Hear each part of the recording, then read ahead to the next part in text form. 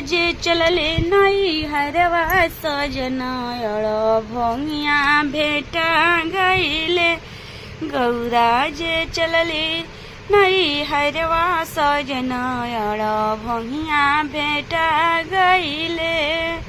खोवा मलाई उनका मन ही ना भावे, खोवा मलाई उनका मन ही ना भावे।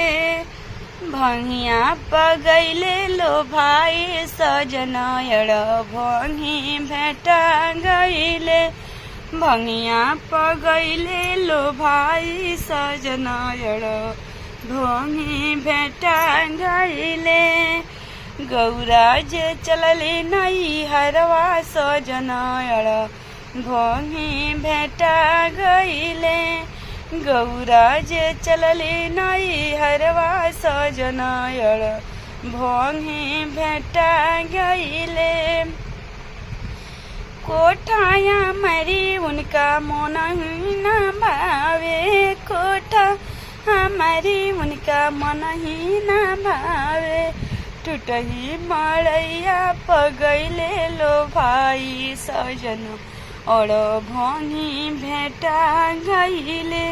टूटही मड़ैया पगैले लो भाई सजना अड़ भंगी भेटा गईले।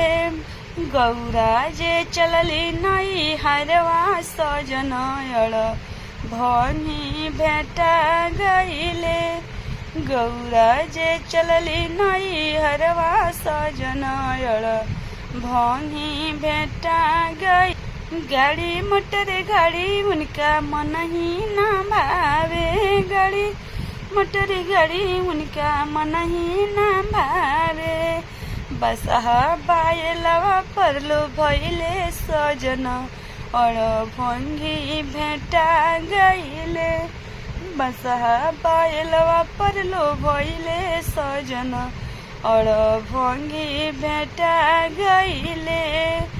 गौरा जे चलले नई हरवा सजना अड़ भंगी भेटा गईले। हाथे मोबाइल उनका मन ही ना भावे, हाथे मोबाइल उनका मन ही ना भावे। देखते डमरुआ लो भइले सजना अड़ भंगी भेटा गईले। देखते डमरुआ लो भइले सजना अड़ भंगी भेटा गईले। गौरा जे चलले नई हरवा सजना अड़ भंगी भेटा गईले।